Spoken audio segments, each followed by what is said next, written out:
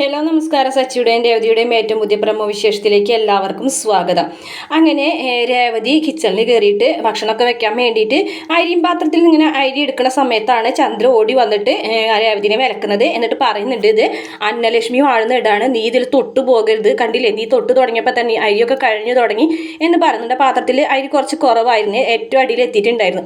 അപ്പം അതുകൊണ്ട് തന്നെ ഭയങ്കരമായിട്ട് വഴക്ക് പറയുകയാണ്. എന്നിട്ട് രേവതിനെ പിടിച്ച് തള്ളുകയാണ് കേട്ടോ. അപ്പോൾ രേവതി പറയുന്നു, അമ്മ ഞാൻ ഭക്ഷണം വെക്കാൻ വേണ്ടിയിട്ട് വന്നാണെന്ന് പറയുമ്പോൾ അതൊക്കെ ഞാൻ വെച്ചോളാം, നീ ഇതിൽ തൊട്ടു പോകരുത് എന്നൊക്കെ പറഞ്ഞിട്ട് ഒരുപാട് വഴക്ക് പറയാണ് കേട്ടോ. ഇത് രേവതിക്ക് ഭയങ്കരമായിട്ട് വിഷമമാണ്, രേവതിക്ക് താങ്ങാൻ പറ്റുന്നില്ല.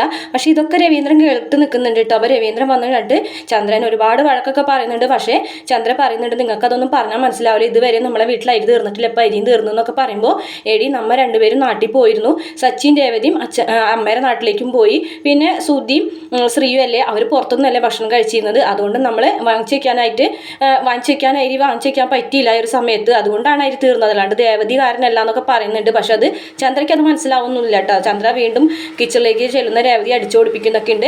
എന്തായാലും വിഷമിച്ച് ആകെ കരഞ്ഞിരിക്കുന്ന രേവതിയുടെ അടുത്തേക്ക് സച്ചി ഇങ്ങനെ വരുന്നുണ്ട് കേട്ടോ. എന്നിട്ട് വിഷയങ്ങളൊക്കെ സച്ചി അറിയുന്നുണ്ട്. പിന്നീട് രേവതിനെ സന്തോഷിപ്പിക്കാൻ വേണ്ടിയിട്ട് സ്വീറ്റ്സൊക്കെ വാങ്ങിച്ചുകൊണ്ട് വന്ന് പരസ്പരം വായിലൊക്കെ വെച്ചിട്ട് അങ്ങോട്ടും ഇങ്ങോട്ടും കൊടുക്കുന്നൊക്കെ ഉണ്ട്.